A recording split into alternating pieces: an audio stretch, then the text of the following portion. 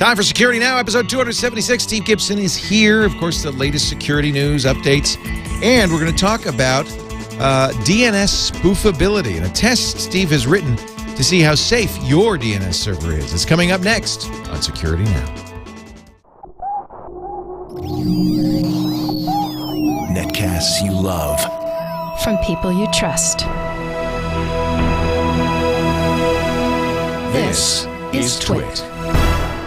Audio bandwidth for Security Now is provided by Winamp. Subscribe to Security Now and all your favorite podcasts with the ultimate media player. Download it for free at winamp.com. Video bandwidth for Security Now is provided by CacheFly at CacheFly.com.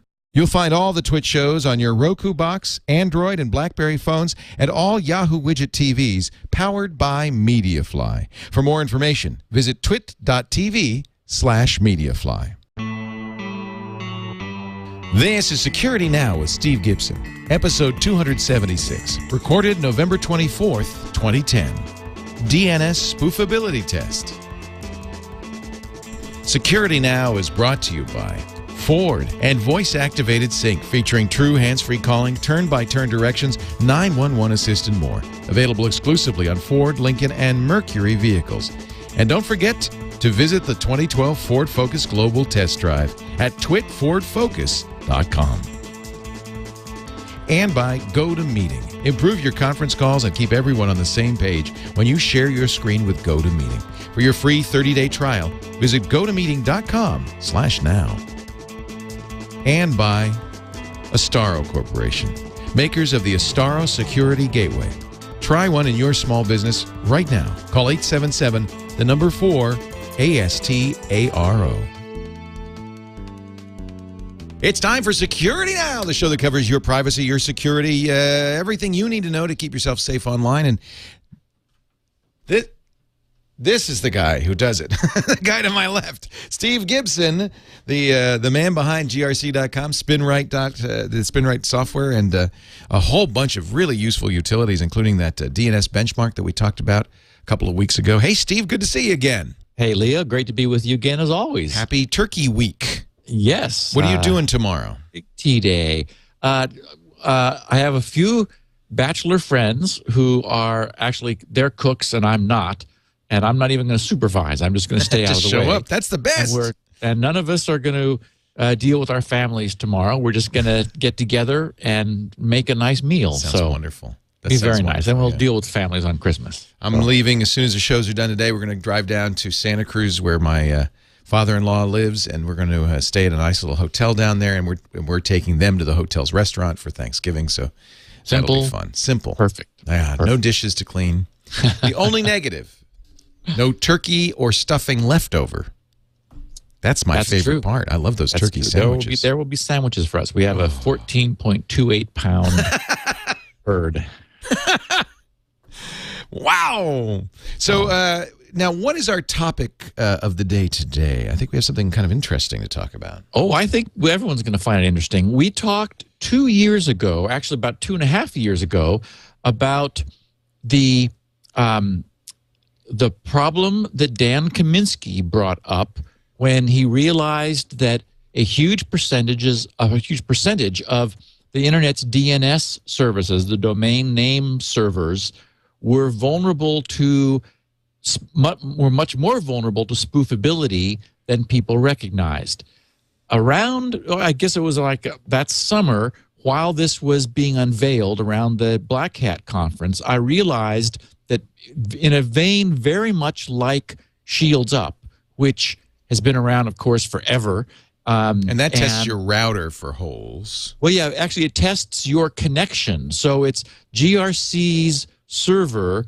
It's a free service that, of course, grc.com makes available where you inherently need something on the outside to be probing back towards you. So I realized many years ago that it was a service that a website or a web server could offer.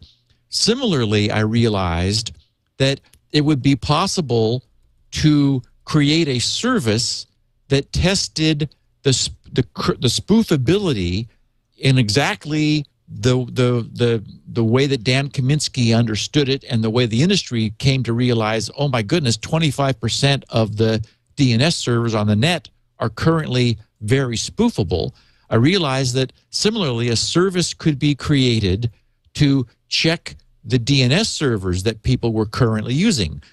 And so in short, you could go to grc.com, click a button, and my servers would check your DNS servers to see how spoofable they were, and then produce a report on the fly, much as Shields Up does, which provides you a complete diagnostic analysis of the way your DNS servers are behaving relative to spoofability. So I set about creating such a facility back then, and I've had various things that came up in the meantime. The benchmark, and of course I got all entranced with PDP-8 technology. Remember the old computers, and built. They're right there behind you, over your shoulder, flashing behind me, and and so forth. So finally, and then of course the benchmark that we talked about 2 weeks ago fit into this because it was about DNS. And so essentially this is the other side of that. The benchmark is something you run on your computer to help you choose the right DNS servers. But after having done so, you want to make sure that the result of that choice is not spoofable. So then you use GRC's free DNS spoofability testing system to analyze the queries that those DNS servers you've chosen are emitting out on the internet. So today we're going to talk about how it does that. Sounds great. Sounds very cool. I'm kind of excited. And we have some interesting security news and updates as well. News and all that good stuff. Before we do that, let me mention quickly our friends at Citrix. They are so good about remote access. You know, they're kind of the kings of remote access in the Windows world. And perhaps you know they have a number of consumer products based on that very powerful remote access backbone. And none more useful to me day in, day out than GoToMeeting. GoToMeeting, well, you've probably done some sort of online meeting stuff before. I mean, certainly we all do conference calls. Who can afford to fly everywhere these days for face-to-face meetings? So GoToMeeting's designed to save you money on travel and make conference calls effective, because I think that's really the problem with conference calls is somebody call goes off track, people lose interest, they start playing Tetris. It's really not good. And nowadays we've all got our little time wasters in our hands at all times. So, you know, you can kind of tell when you're on a conference call and it gets really quiet. You know everybody's doing something else. Harvesting cauliflower, playing solitaire, answering email. This is where GoToMeeting really can help. It keeps everyone on the same page during the conference call. It actually makes it engaging because it's visual. People like to see stuff when you're talking about it, to see the charts, the presentation. If you're pitching clients, boy, you know those presentations make a big difference. It gives them the facts in a way they can understand. Problem with the conference call, they can't see it. With GoToMeeting, they can. You're on the phone. And by the way, GoToMeeting includes teleconferencing as well as voice over internet teleconferencing, so it's kind of built in. If you've never seen it on the iPad, it's so cool. If your client or customer has an iPad, the free application, they just join the meeting and they've got a mic, they've got speakers. They can just I sit out in the backyard using the Wi-Fi, and it's great. Everyone's more focused, more interested, more engaged. You save time. You'll be more productive for sales presentations, for product demos, for training, for collaboration, any kind of conference call. GoToMeeting just brings it to life. Now, here's the pitch. Try it free. That's actually a pretty good pitch. No cost to you at all. Just go to gotomeeting.com/now. I like that. gotomeeting.com/now. And you could try it absolutely free for 30 days.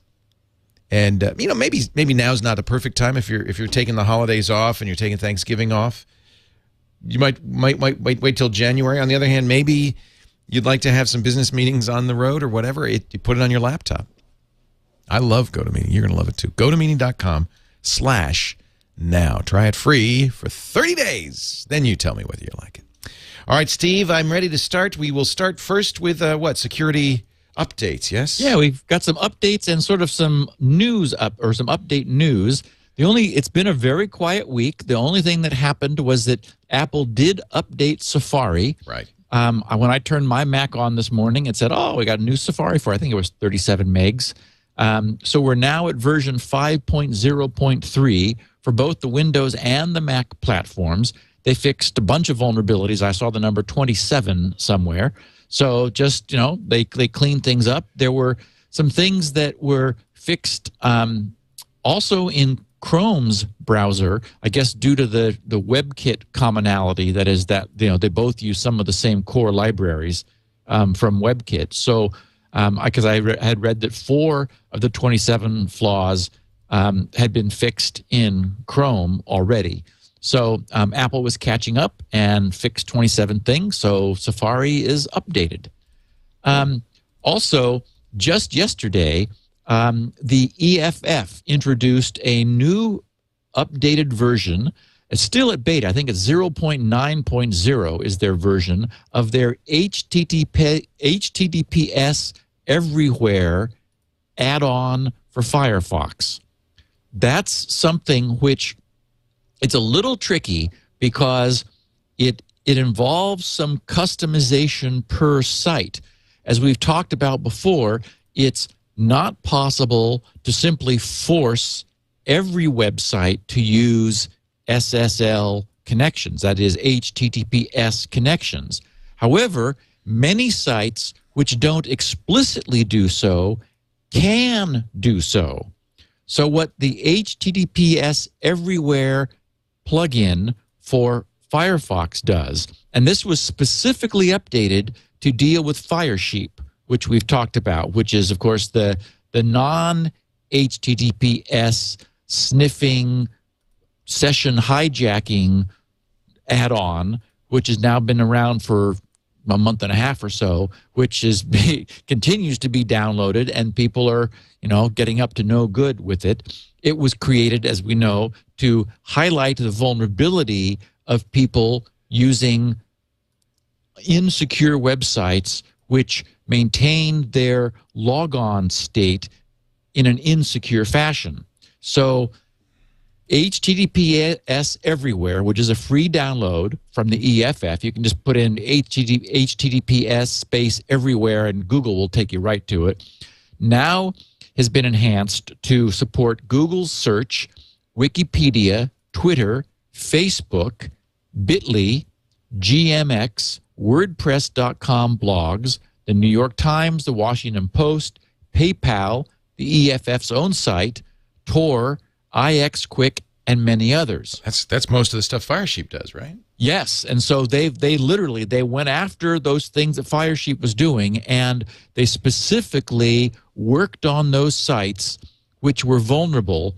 And so the idea is that you just can't force you can't just stick an S on the end of all the HTTPs on a given site, but individual sites can be customized with some scripting, which the HTTPS Everywhere comes with, and which individuals are also able to customize in order to sort of, understand the URLs, maybe look at patterns which can be moved over to SSL in order to make it, in order to increase the security. So it is something that I recommend without hesitation to any user of Firefox.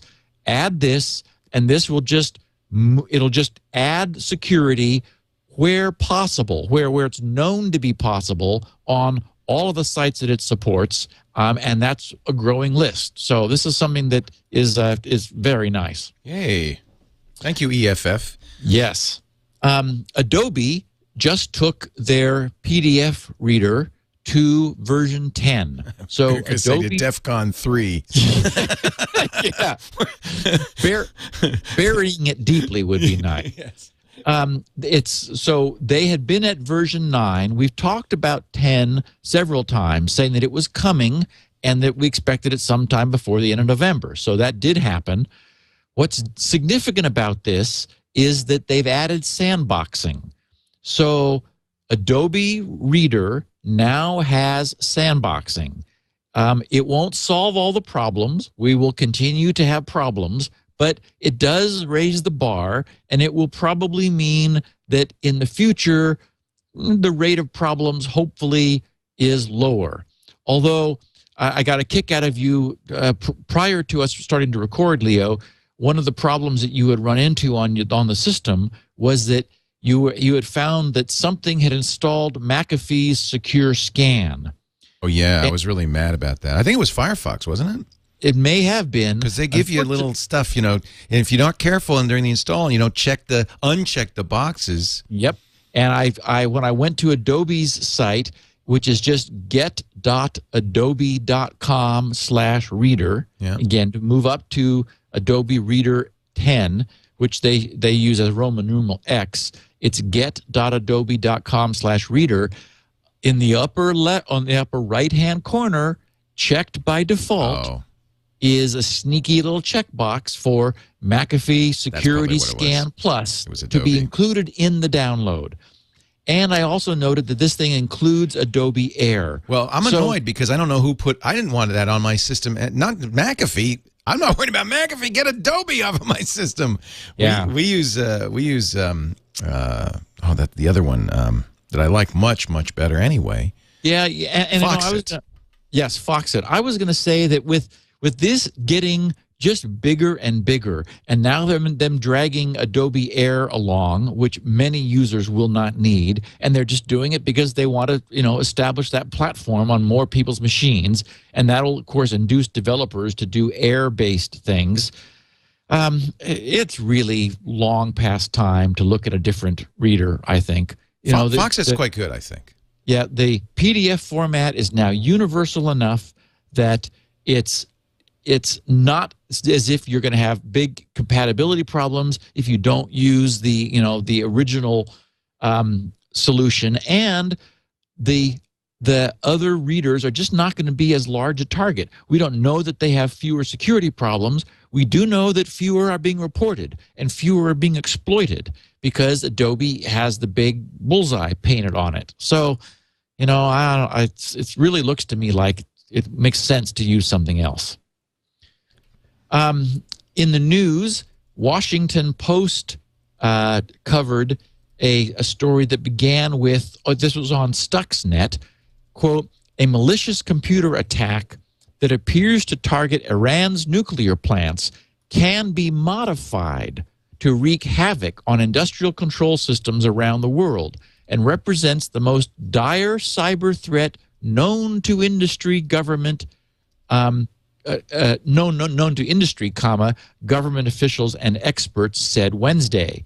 So this was some testimony in front of Congress about Stuxnet and what it means to everybody else. Of course, we now know, as we talked about last week, that it really does appear that Stuxnet was designed deliberately to mess up the centrifuges being used to enrich uranium for Iran's, hopefully, only their commercial nuclear reactor projects, and not for bomb making, for not for taking it to weaponizing level. Maybe we can do this to North Korea.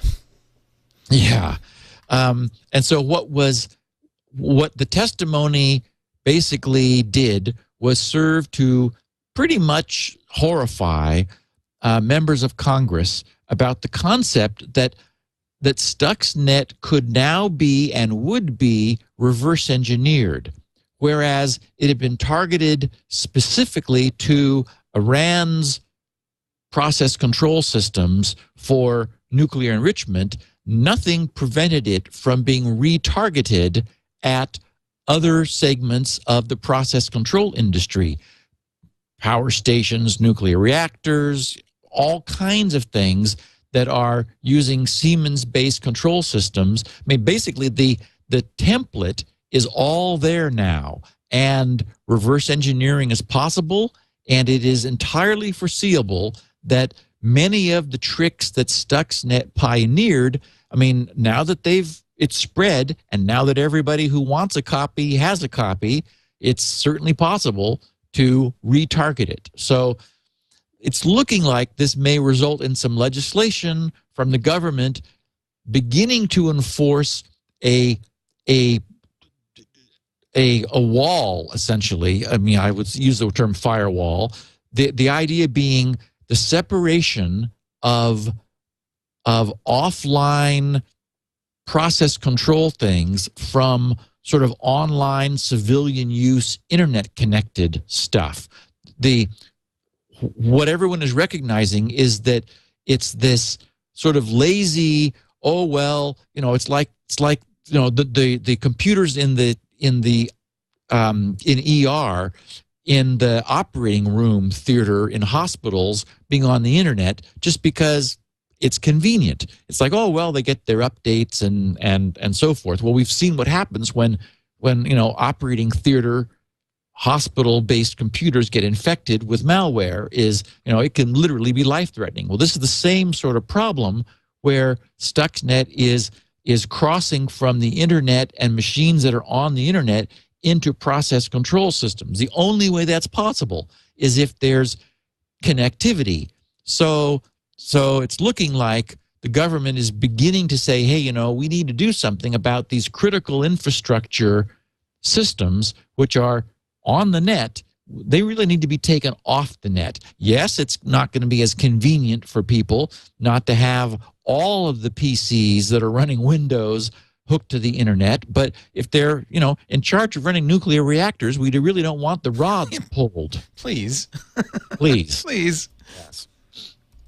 And also in the news, I thought it was interesting, and a number of people wrote in, there was some news about China having, last April, briefly rerouted 15% of the internet's traffic through their country. That's weird.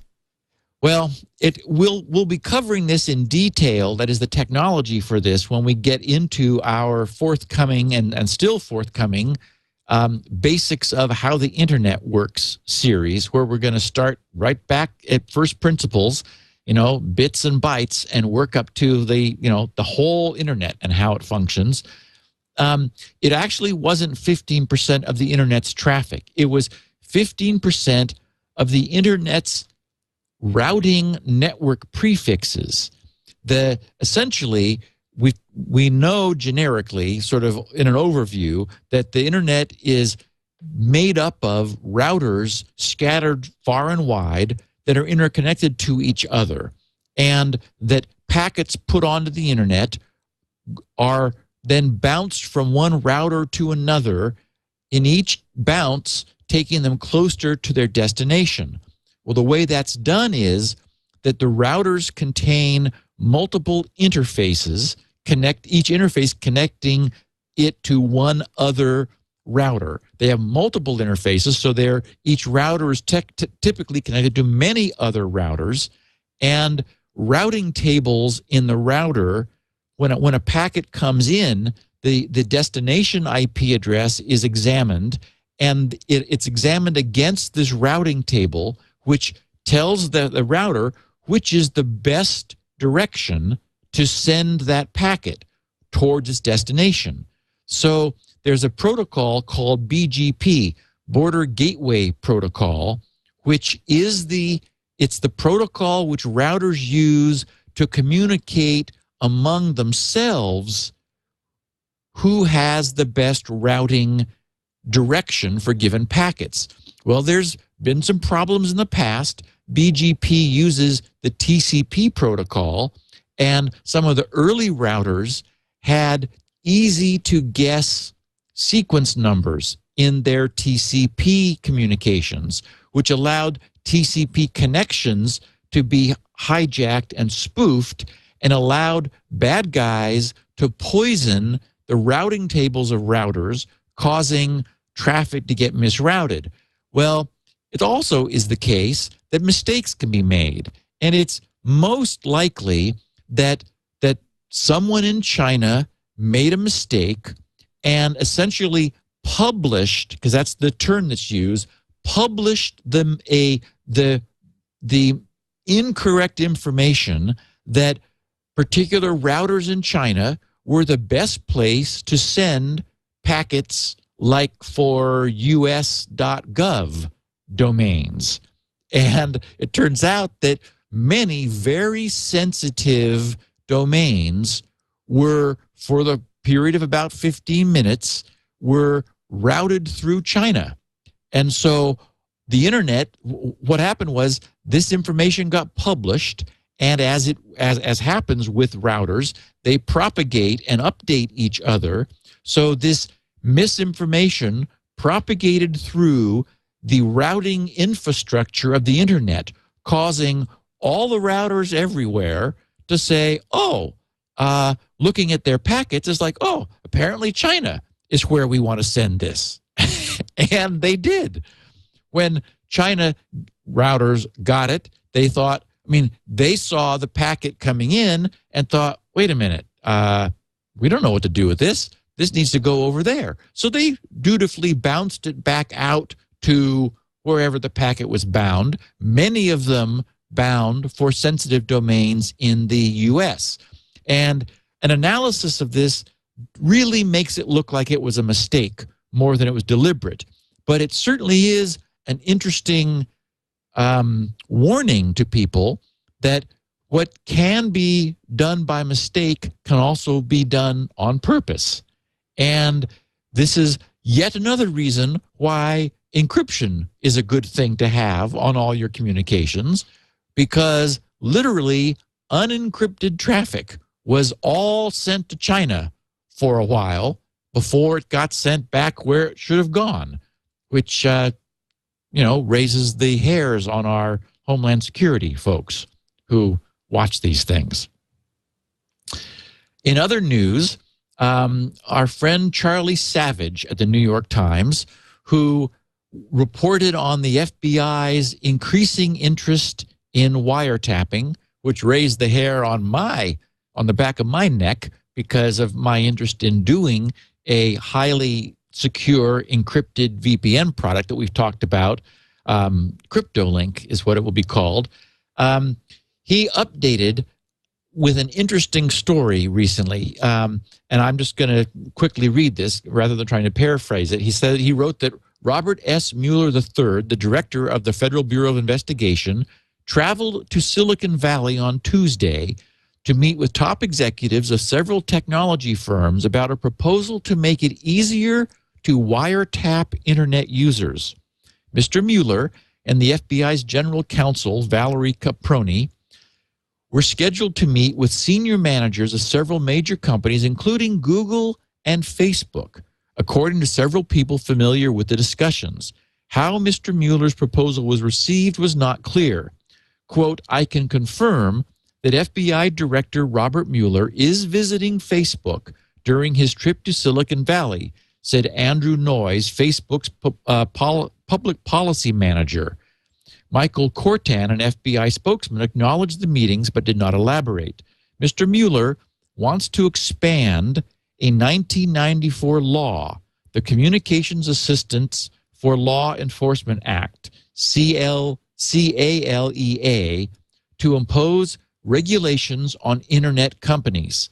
The law requires phone and broadband network access providers like Verizon and Comcast to make sure they can immediately comply when presented with a court wiretapping order.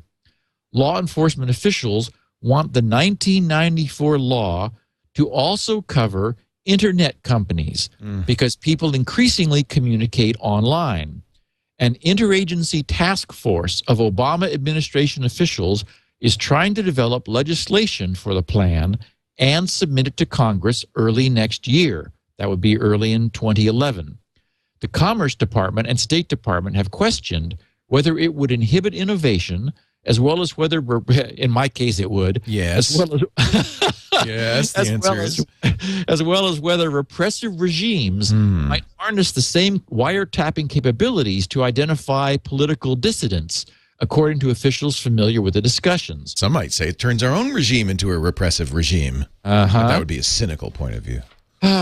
Under the proposal, firms would have to design systems to intercept and unscramble encrypted messages. Services based overseas would have to route communications through a server on United States soil where they could be wiretapped. A Google official declined to comment. Mr. Noyes said it would be premature for Facebook to take a position. So, as our listeners know, I will be watching this and reporting on this as we move forward. You know, Dvorak has always said that Facebook is a CIA front. And it's a very flimsy thing, but the CIA is a big investor in Facebook. Did you know the CIA has a venture fund? Okay, that's annoying. Yes. The CIA has a venture fund and is, in fact, a Facebook investor. Now, if you really want to be a conspiracy theorist, what better way to surveil people than Facebook? Because they voluntarily give you everything. In fact, I was listening to your live feed while things were getting set up for us recording this show, and one of the news blurbs that Tom brought up, Tom and Becky mentioned, indicated that insurance companies, life insurance companies, were now going to be increasingly using Facebook to check on publicly available information which people had posted about themselves in order to get information about them, which would then be used in some fashion to further profile them for life insurance purposes and health insurance purposes. So that's really who's most interested, I would guess. It all gets kind of creepy. Yeah. You can, you know, I don't know if it's a conspiracy theory or if it's real, but it's just something to be aware of. Yeah.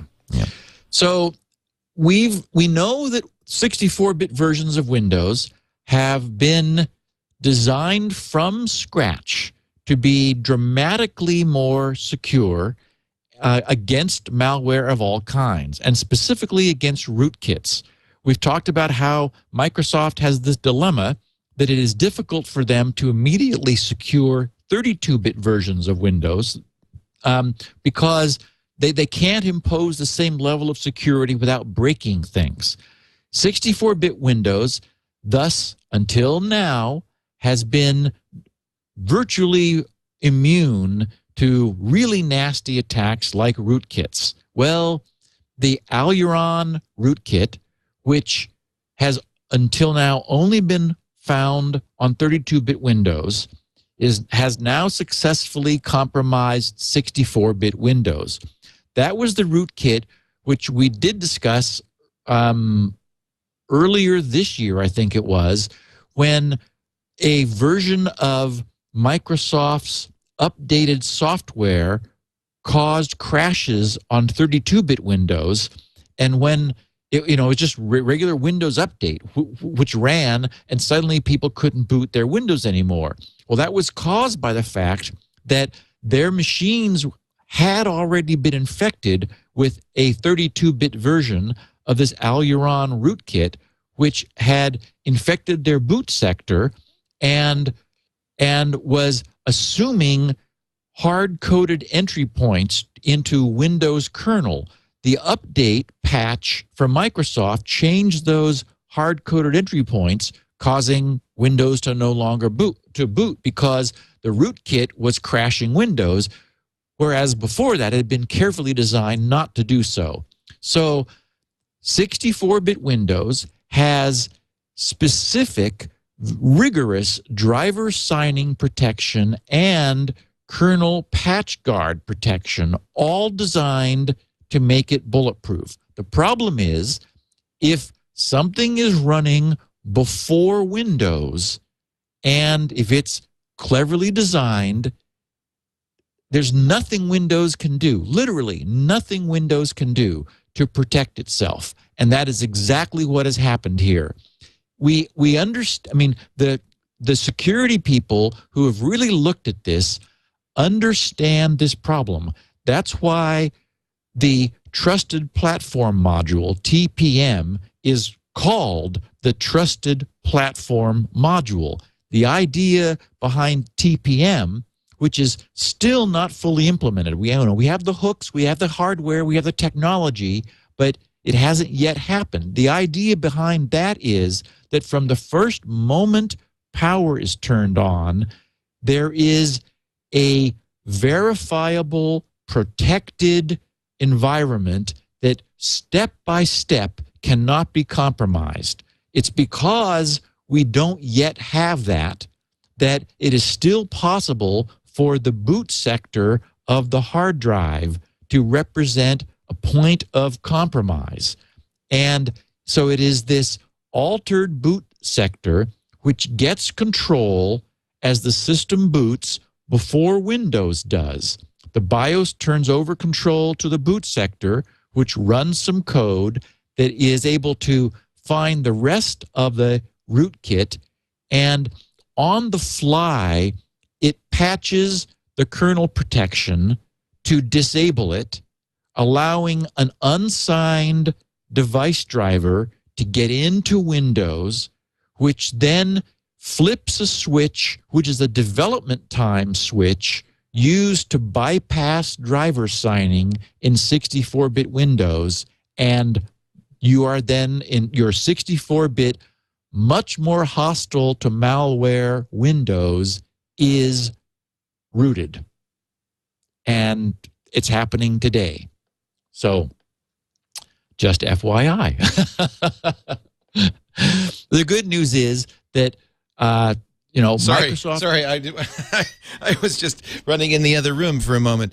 That's very scary, but didn't Microsoft say that the 64-bit version of Windows was like a preliminary to a fully secure version, but just kind of a warning shot across the bow of companies? Well, I mean, this is something they'll fix, presumably. They know about it. Their various security tools are aware of it. But essentially what it means is that this notion that 64-bit Windows is impervious, right. I mean, it is as impervious as they were able to make it. The point was... Without breaking everything. No. That was the 32-bit problem. Oh, okay.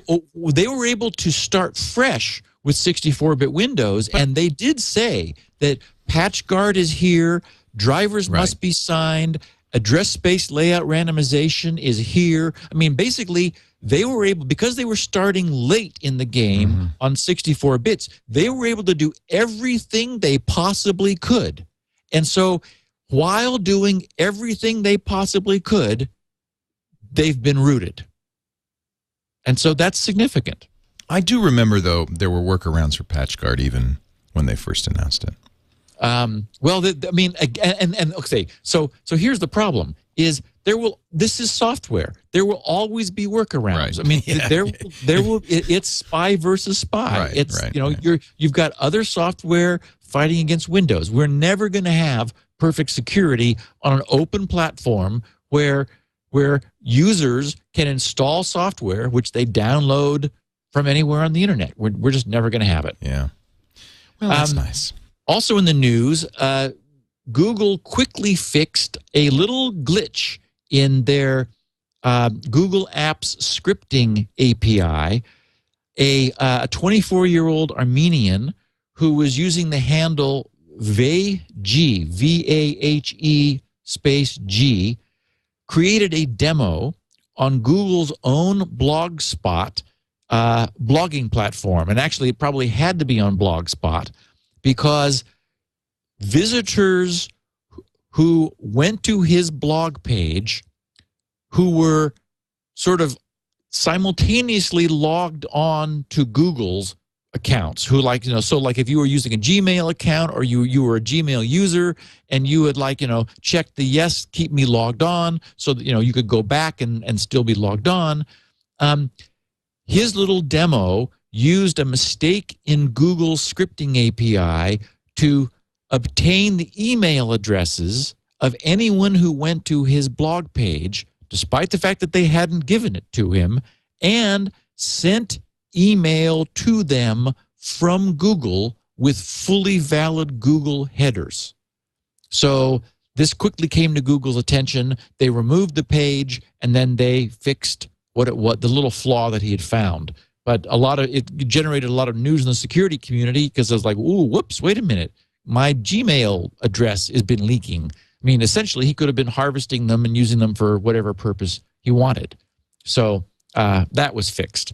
And lastly, our old friend Phorm, P-H-O-R-M, which we gave a whole podcast to a couple of years ago. This was the very nasty technology which I think it was BT, British Telecom in the UK, was testing without its customers' knowledge, which was it used equipment installed at BT to, in real time, intercept their customers' communications and install cookies, form cookies, on every single domain in their browser that they went to in order to tag them and track them and profile them deeply and pervasively. This is the so-called deep packet inspection.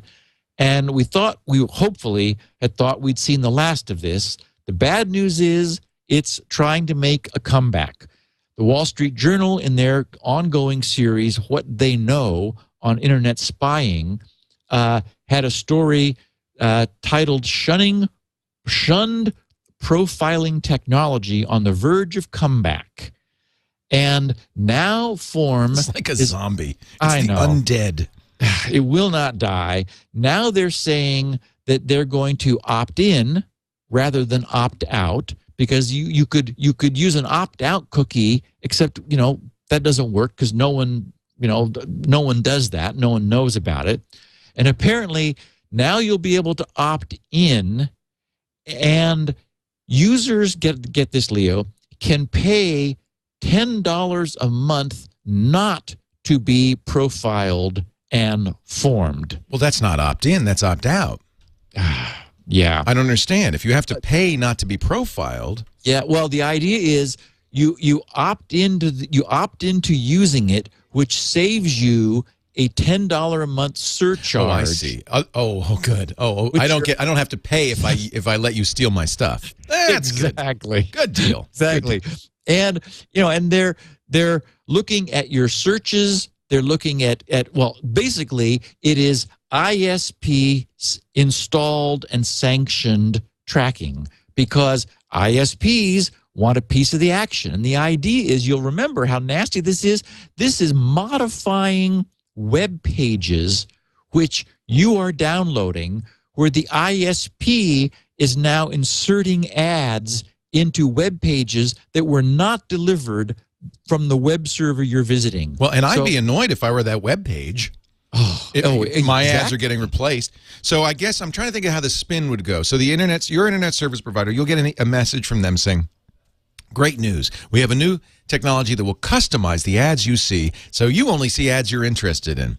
Now, if you don't want this, you can pay $10 not to get it. No, they won't do that. Oh, if you let us turn this on, we'll give you a $10 discount. Yes. That's how they'll do it. All right. Yes. After raising your rates $10. Right. Yeah, first they have to raise your rates. Is this only in the UK right now, or is this going to be? No, this is coming to an ISP near you, apparently. Wait. Oh, nice. It is. Now, the good news is, once again, SSL blocks it. HTTPS, because it creates a secure tunnel from your machine to the server, and there's nothing your ISP can do to spy on you, as long as you haven't accepted a certificate from them. If that starts to happen, they can intercept. They're the man in the middle then. Then we got a whole other can of worms. But I don't think nobody's going to know to do that. Comcast wants you to accept the certificate. Okay. Exactly.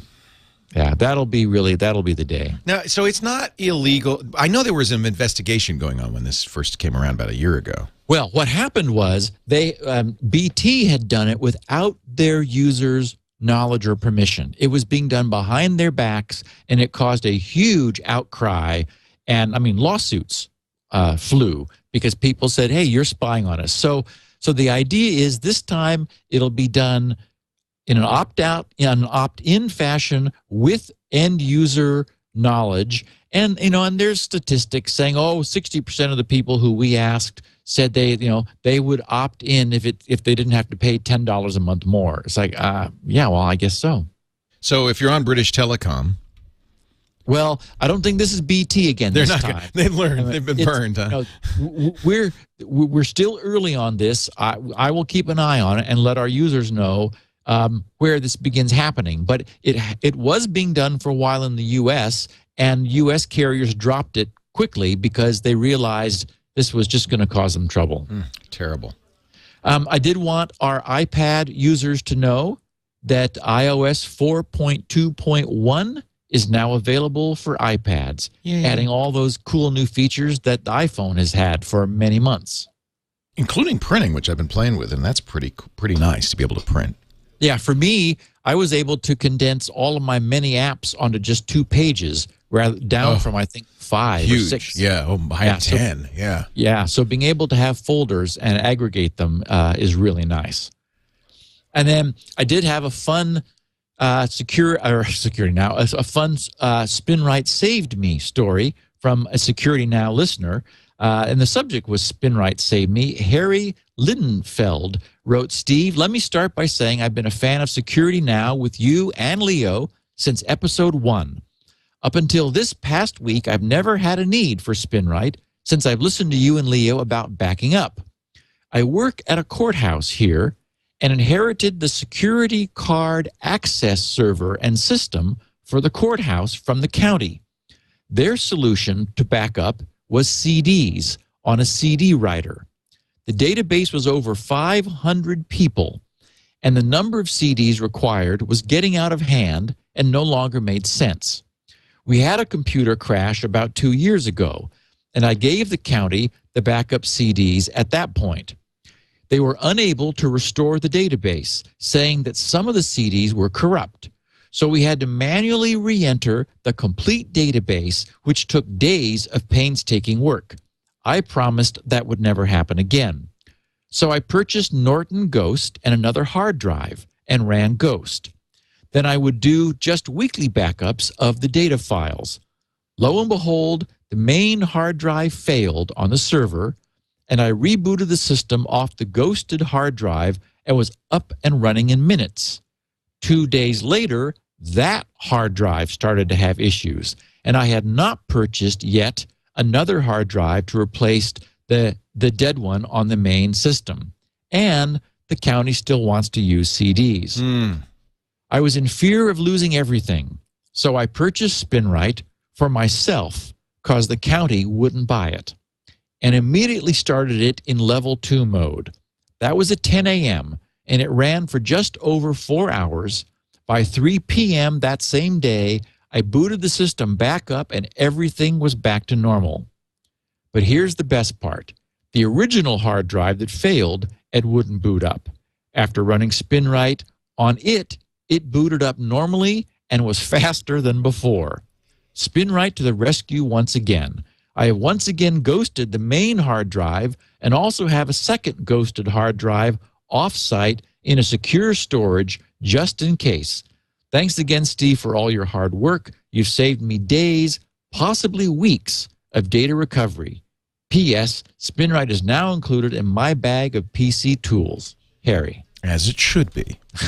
Absolutely. All right, we're going to talk a little bit about DNS spoofing and well, we talked about how it worked in the past, but this is a name server spoofability test that you've got here. That should be very interesting. Is this a new app from you? Yes. You're just cranking them out these days. Yes.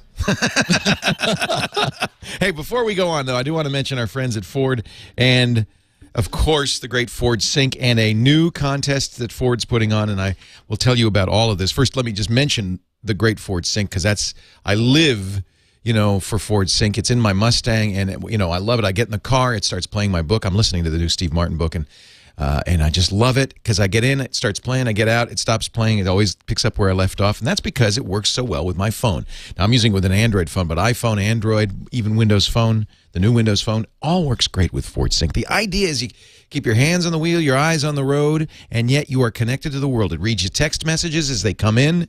You can play songs. You can say, call Steve Gibson, all of that without taking your hands off the wheel. I love that. Of course, built-in turn-by-turn directions as well, 911 alerts for safety. Now, there's a new program from Ford I want you to check out. It's called the 2012 Ford Focus Global Test Drive, and the URL... Actually, we made a shortened URL. It'll take you to the Facebook page for this. It's twitfordfocus.com. twitfordfocus.com. And then all you have to do is press the like button, and you'll be part of this contest. Here's now through the end of the year, through December 31st, you submit a video to participate. If you are selected, Ford will donate $10,000 to the charitable cause of your choice and send you and a friend on a free trip to a secret location in Europe to test drive the all-new 2012 Focus. Now, I haven't test drived it, but I've looked at it, and this is a fantastic. Ford's going crazy over this one. It's a beautiful car. So go to twitfordfocus.com, make a short video. This is what's in the video, up to 2 minutes in length. What charitable cause you would give this money to and why. And then upload your video to the 2012 Ford Focus Global Test Drive through the end of the year. twitfordfocus.com. And it's all explained there. You submit the video through Facebook, and people will be rating your video, okay? So you're going to create a video no longer than 2 minutes explaining why you want to be one of the first to test drive the Ford Focus and how you'd start something more for a good cause with the local equivalent of $10,000 US. Open worldwide. Although you get more out of it if you don't live in Europe. You get a free trip to Europe. If you've not seen the new Ford Focus, you will soon. I saw it at Blog World, and I just was blown away. Blown away. Just fantastic. twitfordfocus.com. Let's bring that page down. Everybody, go on over there. All right, Steve, I think we are ready to talk a little bit about spoofability. Do you want to recap a little bit the story behind all this? Oh, of course. So here's the problem. When a user types a domain name into their machine, into their client, their computer, it needs, as we know, to look up the IP address of that domain if it isn't already known to the computer. So the computer sends a DNS query to the DNS servers that it's registered to use. Those servers either themselves then go about looking up the answer, or in many cases hand that off to like a master big iron ISP server that does the work. But one way or another, some server gets the job of looking up the IP address. So DNS was designed many years ago at the beginning of the internet when, as we've often said, security wasn't even on the map. It wasn't even a consideration, literally. I mean, it's hard to imagine that now, but it was absolutely the case that security wasn't even a consideration. Remember that Netscape introduced SSL on, their later browsers. There was no way to even exchange information securely with a web browser. Truly, security wasn't considered in the beginning.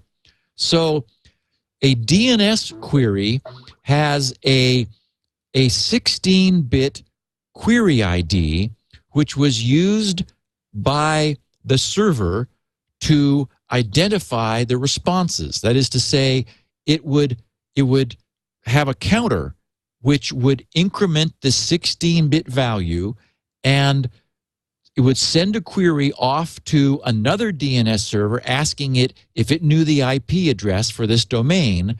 And when the response came back, it would use this 16-bit query ID to verify that it was the proper response, to sort of, segregate all of the outstanding queries with the returning replies. What bad guys figured out was that if the queries were always being sent out from the same port, and if the ID was just being incremented linearly as they were originally, then it would be possible to spoof the reply coming back from a remote server. So the DNS server that's asking the question would generate its query. But because the query was predictable, because the port it was coming from was predictable, and the ID was predictable, it would be possible to beat the remote DNS server's reply with a spoofed one. So what that would do is it would be accepted because it would be what the querying DNS server was expecting. It would be accepted as the truth, and that would poison the cache, poison the cache memory, the DNS memory of that DNS server with the wrong IP. So literally, if I mean, the way this would happen is a user could be going to Amazon.com and the DNS server would have the wrong IP, deliberately, maliciously have the wrong IP for Amazon.com. It wouldn't be correct. That would then take their browser to some malicious site masquerading as Amazon.com, and the site could do whatever it wanted. So DNS spoofing is a very potent and powerful attack which the industry needs to prevent. So what Kaminsky suggested was, first of all, that the query IDs not be linear, that they be generated in a pattern which is extremely random, and the same thing for the port. The ports that the queries come from can be any of almost 65,536. 65536 is 2 to the power of 16, the number of combinations of 16 bits. And the query ID can be the same thing. It's 16 bits. So together, that makes up a 32-bit source of randomness, as long as the DNS server is randomly choosing ports to issue its query and query IDs, both of those at random, then there's no way for an attacker to be able to predict a given query's port and ID, and it dramatically, I mean, to the point of it no longer being practical, dramatically lowers the spoofability of that particular DNS server. So what I decided at that time, the summer of 2008, was that it was a perfect free service for GRC to offer, much as we've always offered the Shields Up test your ports, port probing facility, which also was something that inherently had to be done from the outside in toward the user, because that's, of course, the way attacks came at people. Similarly, what I realized was I could have GRC pretend to be a name server and have the user's DNS server ask GRC for an IP, and I would then analyze the port and the query ID of the queries coming from the user server. Very clever. So, well, it gets way better. Well, let's take a little break. Okay. And then we'll get way better. I'll tell you, the spoofing really scared me. I thought it was fixed, so I'm curious to see how widespread this is, and I think you probably have some numbers based on that. Yes, we do. Yeah. Before we talk about that, as long as we're talking about security, let's talk about securing your business, your enterprise with the Astaro Security Gateway, the ultimate unified threat management system, a UTM. I'll tell you, Astaro is fantastic. We have an Astaro 1 here. There are quite a few different models depending on the size of your enterprise. And one of the things I like about Astaro is as you grow, Astaro grows, you can daisy chain Astaros. I think up to, let me see, I think it's 10. Yeah, 10 gateways, which should pretty much take care of any size enterprise using they call it active-active clustering without additional load balancing. They just handle it. What does the UTM do? What does the Astaro Security Gateway do? What doesn't it do? Of course, it's standard state-of-the-art firewall, all the stuff that you'd expect, stateful packet inspection, all of that, intrusion protection as well. But then it adds a lot of kind of useful features that, as long as you're going to put a box like this in place, can really make your life easier. For instance, a remote access. Complete VPN capabilities via SSL, which makes it very much easier to implement. You don't need a whole bunch of software on the client systems and so forth. And by the way, it's the best of breed of open source and commercial software to do this. So it uses all the standards you would expect for the VPN. It's the IP. Let's see, I have a list here so I can read it right. VPN through enhancement of existing remote access protocols like IPsec, L2TP over IPsec, and PPTP tunneling with SSL VPN. It also, I mean, that's really nice. If you want to implement a VPN, this is the way to do it. It also supports open PGP and SMIME standards for encryption and signing of email. So, and that can be completely transparent to your users. So the Astaro will validate the source of the mail, encrypt and decrypt on the fly as the mail's going out and coming in. Even virus scanning. I think there's 3 scanners. There's 2 for email and 1 for the web. So you're absolutely protected. Of course, complete content filtering too. You get instant messaging, peer-to-peer control. You know, you control what's happening. You control what's coming into your network. You are protected. You are safe, and it is just very effective. You can try it right now for free. A demo in your business by calling, if you're in the U.S., toll-free 877 the number 4 ASTARO. Of course, Astaro is global.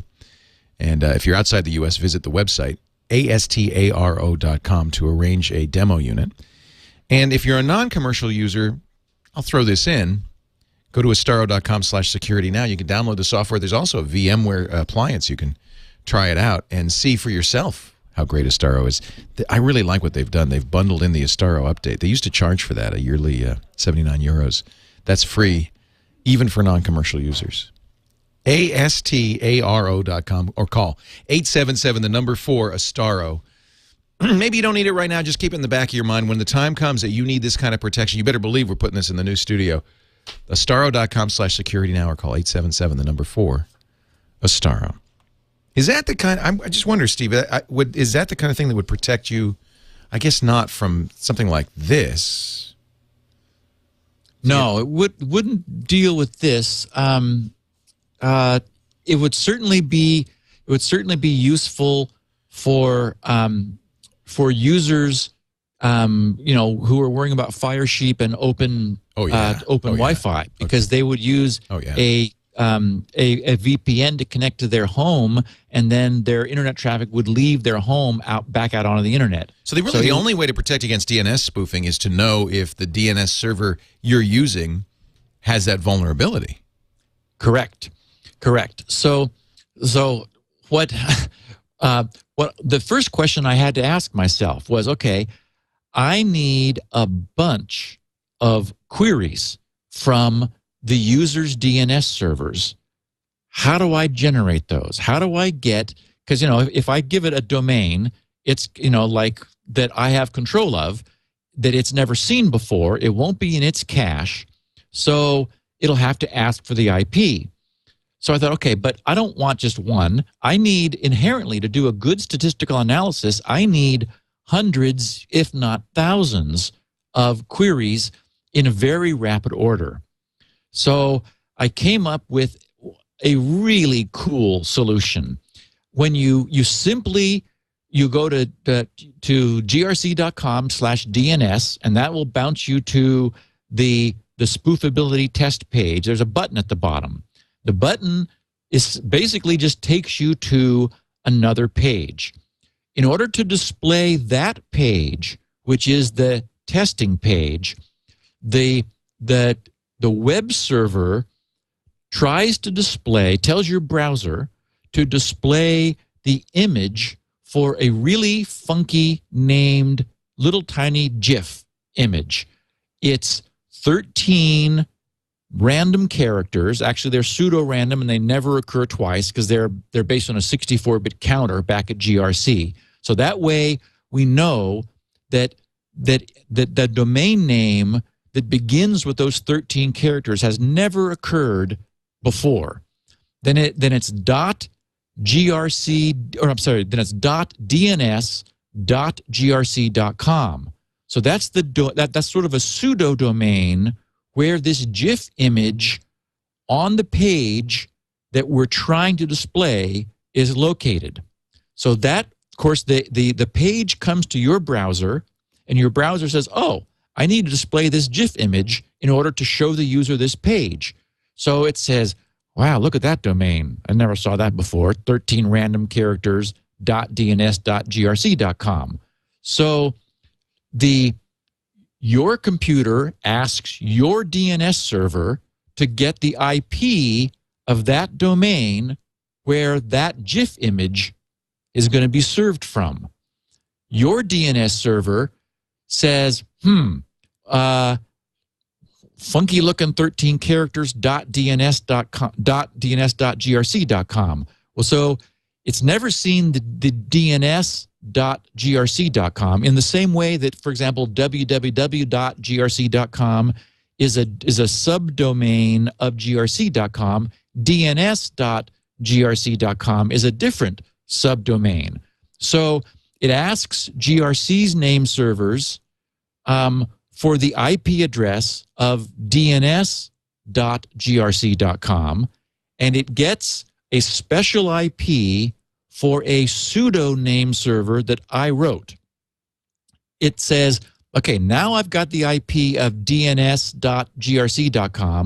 What's the IP of this funky 13 characters .dns.grc.com? That is a subdomain of that subdomain. Well, there's a record, there's a type of reply in DNS called a CNAME, a canonical name. The idea being that if you ask for a domain name, that could be an alias for something else. So when you ask the grc.com pseudo DNS server for this funky 13 characters .dns.grc.com IP, this pseudo DNS server that I wrote returns an ungodly alias. That is the actual canonical name. It is a.a.a.a.a.a.a.a.a.a.8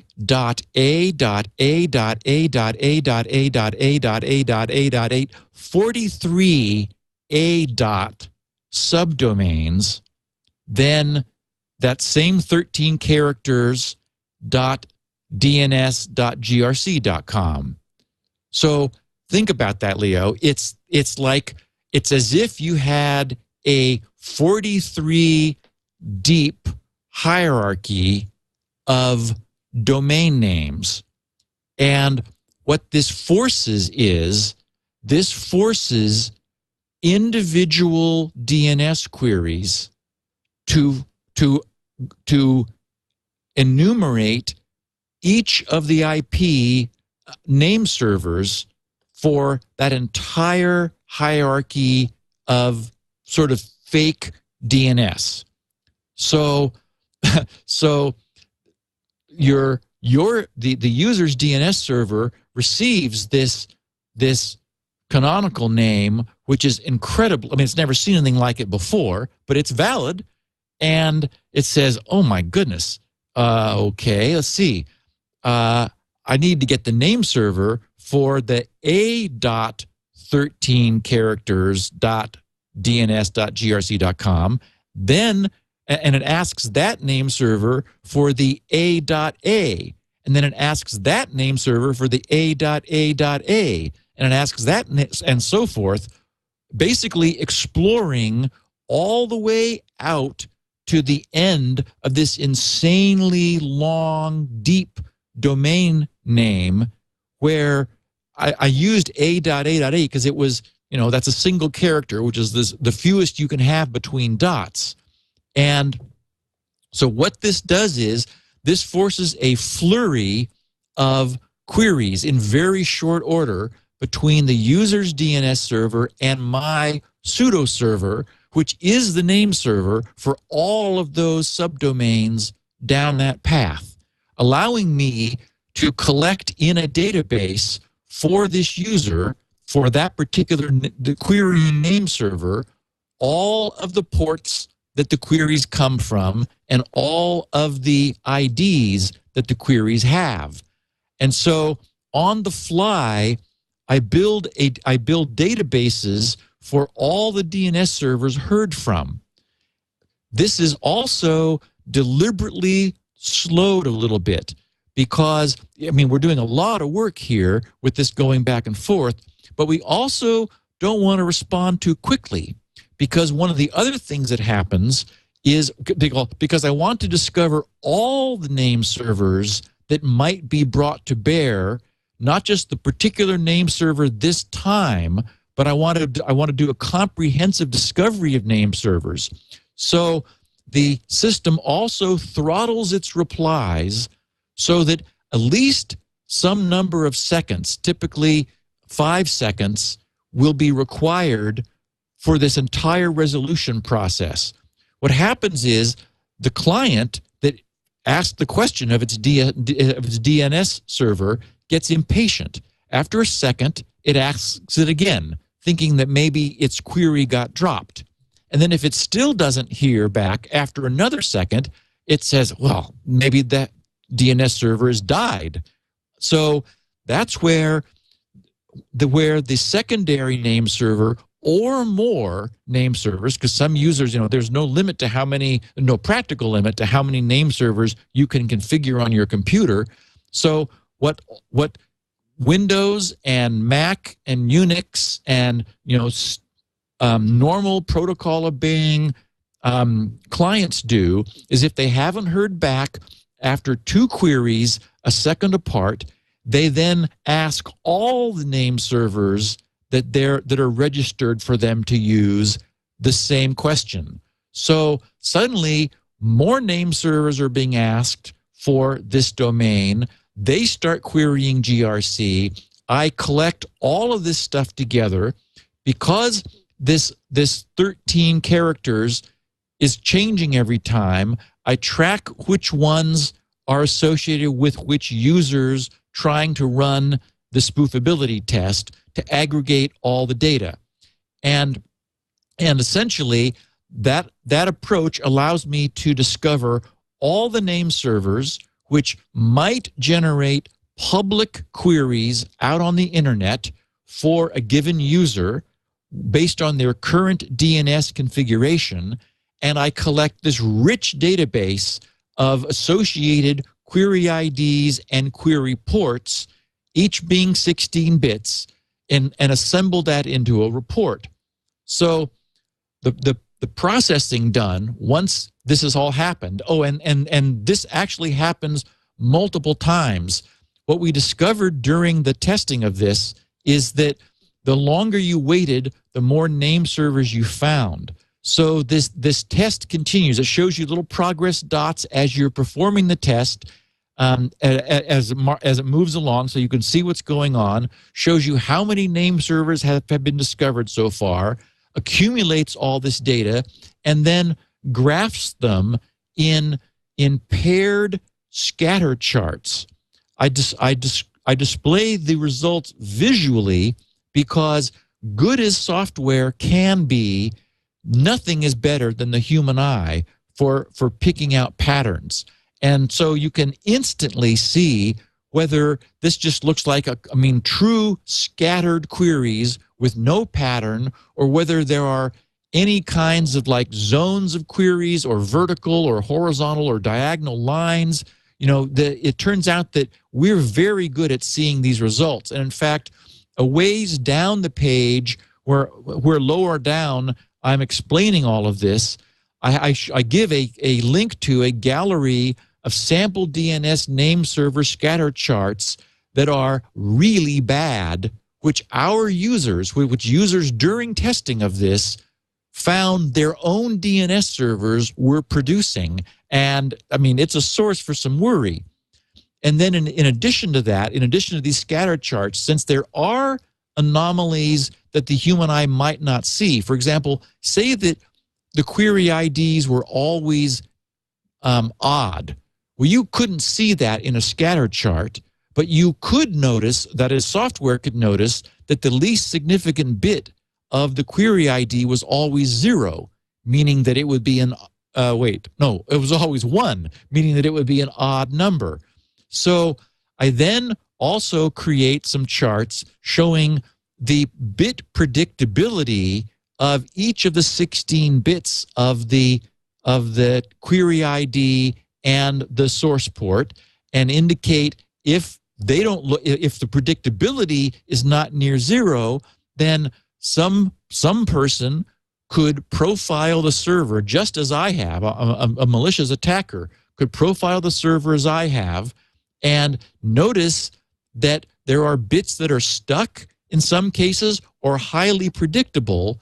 And then what that does is that lowers the effective entropy, the effective randomness of these queries, making that server more spoofable. Then additionally, I do some statistical analysis to determine the maximum entropy, the lost entropy, a bias in the direction of the bits, and basically fully characterize and profile the name servers which are producing public DNS queries on behalf of the user out onto the internet, and summarize it and actually just tell you flat out if your anti-spoofing safety is very good, good, moderate, not so good, and so forth down the scale. And then the balance of the page explains everything that happened above. And it turned out very nice. Yeah, I have to say, I'm looking at the scatter charts. If you go to grc.com/DNS, you can read all about this. There's all the details and so forth. And then there's just a little button at the bottom that says Initiate Test. Now, one glitch happened as we were developing this, Leo. Yes. We crashed some people's routers. Oh. You should have told me that before I pushed the button. Yeah. We crashed some people's routers, and people were like, wait a minute, I tried to run your test. This was during, organized in our news groups during the development of this. And it was like, okay, wait a minute. I wasn't getting myself crashed. Other people's weren't. I was only issuing valid DNS queries. It turns out that some firmware in some routers is buggy. Ah. Well, in fact, you'd probably want to know that, right? Exactly. Because what we know... By the way, I'm killing your Skype right now. I'm sorry. Does this send a lot of traffic? Oh, my goodness, yes. Okay, sorry about that. Just keep talking. It's okay. I probably should stop the... because I'll love to see what you see in terms of your own results. Yeah. Well, now you got me going, and I'm not sure which... I don't know whose system we're using right now. If it's we have so many different ISPs in the cottage. You have little dots. You're looking at little black dots. Little dots are going across. Yeah, we've got 3 query rounds so far. Found 4 servers in the first round. 649 queries received. No servers in the second or third round. Okay, good. So it looks like you found them all in the first round. Yep. What I do is I keep doing additional rounds, because sometimes there are reluctant DNS servers that kind of like finally appear. So we get 4 rounds of zeros, and then I've decided, without finding any new DNS servers, and I decide that we found them all. I suspect I'm open DNS on this one, and of course they patched bind right away. In fact, I don't think they were ever vulnerable. You're right. I think that they were always very safe. Yeah, yeah. Well, we don't have time for me to go through all of this. Okay. But I'll keep it. Oh, wait a minute. It's done. Oh, it's done. Well, that was fast. As soon as I said we don't have time, it finished.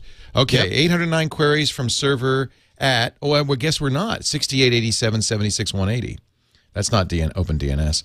Anti-spoofing safety, good. It is Comcast's server. Okay. And the distribution looks completely random. All over the place. So query source port analysis looks excellent. Transaction ID analysis, excellent.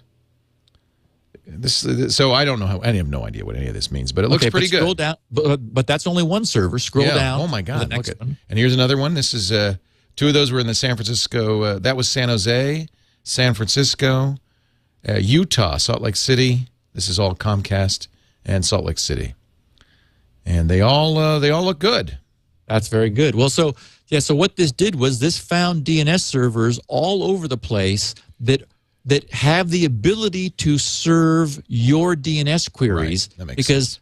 this page was crafted to generate a huge number of DNS queries and then analyze the results. The only reason I think I got good instead of excellent is lost entropy. There was a little lost entropy on all of them. Ah, okay. I don't know what that means. It would be a function of like maybe the bit predictability on either side are not like really down near zero. Mm-hmm. It's pretty low, 0.18, 0.2, 0.24.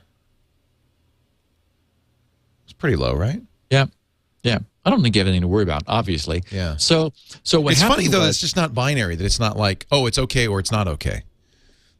Well, yeah, because I mean, it isn't. In fact, you could have, for example, some servers. It happens that when I brought this page up for myself, I didn't have any source ports below. It looks like maybe below 4,000. So it was only from 4,000 up to 65536, that's still a large range, but it means that no of the source ports were from port 1 up to 4,000, which eliminates a huge clump of possibilities, meaning that an attacker wouldn't bother guessing any of those. So it really is a variable thing. It's not just go or no go. It really is how variable is it. And in fact, Leo, now that you've got a page there, you scroll down to the bit predictability chart description. Right above it, you'll see the gallery of sample DNS name server scatter charts. If you click that, it'll give you an idea of what some users who are listening to this podcast will see, because even now, DNS servers have not been fixed because there's been no pressure put on them to get these things fixed. So my hope is, one of the reasons I did this was this would give end users a tool to say to their ISPs, hey, I'm using spoofable DNS servers. Fix these. And when you see, so if it's just looking at the scatter chart tells you right away. If it's totally random looking, that's good. But the less random, the worse it is. Yes. So sometimes you'll see diagonal lines, meaning that there are counters running instead of something being pseudo-random. So this is how that whole spoofing occurred, because it wasn't a random assignment. Yep. So the more random, I mean, if it looks random, it probably is. And if you see any patterns there, that's not good. Right. Look at that diagonal line. That's wild. Yeah, and that it just had a simple counter, just like it couldn't be any worse. Terrible. Well, it could be a straight line, which would mean it was always the same thing. That would be worse. So that's pretty predictable. But on the issue of router crashing, as we know, exploits start out as things that cause crashes, right? And then the bad guys analyze the crash and figure out a way to execute code instead. So if it crashes your router, that's not good. Yes. What we've discovered is that it is possible to crash some consumer routers by returning to them a DNS query that is legal, but the router doesn't like. So what happened was we found two different sources of trouble. One was the length of the query, which is why I trimmed it to 43 so as not to crash people's routers.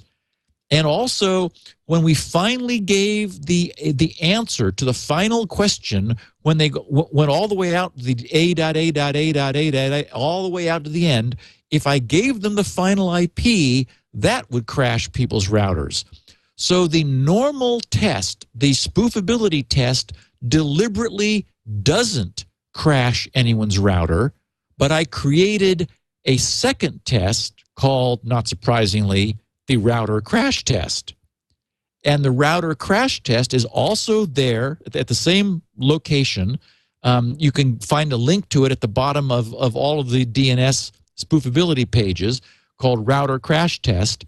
When you click that, what it does is it issues the most aggressive, still legal, but most aggressive queries, only a few of them, and a huge number of Belkin routers just go belly up immediately. They just die. Oh, that's good. and a number of others. In fact, what we have is there's a feedback page for people to let me know if their router does or does not crash and is or is not listed among those that do. And so I'm maintaining on the site, on this page, a list of all the routers by model number and firmware version which are known to be crashable by this router crash test. And again, my hope is that this will put pressure on the router vendors to fix their firmware, because nobody wants a router that my website is able to crash.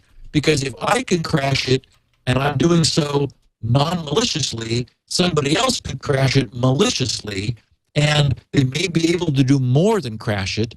We don't know, but they may be able to execute code, which would be an external code execution on your router from the internet, and that's about as bad as it gets. Wow, very interesting. grc.com/DNS, that's where to go to do this. I've stopped now, so I'll stop screwing up your Skype. Great stuff, as usual. If you want to know more about this stuff, grc.com/DNS, in great detail on how it works and also how the spoofing attack works. If you want 16 kilobit versions of the show, you can get them at the same spot. Of course, full transcriptions are available too. Steve pays for those. Thank you, Steve. At grc.com. While you're there, buy yourself a copy of the fabulous Spinrite. Everybody ought to have a copy. If you got a hard drive, you need Spinrite. And we will be back next week. Have a great Thanksgiving, Steve. Thanks, Leo. We'll do a Q&A, talk about maybe the benchmark and the spoofability test, follow up any questions that our users have, and we'll go from there. Good. Just if you have a question, grc.com/feedback is the place to go. We'll see you next time, Steve. Have a great Thanksgiving. Thank you, Leo.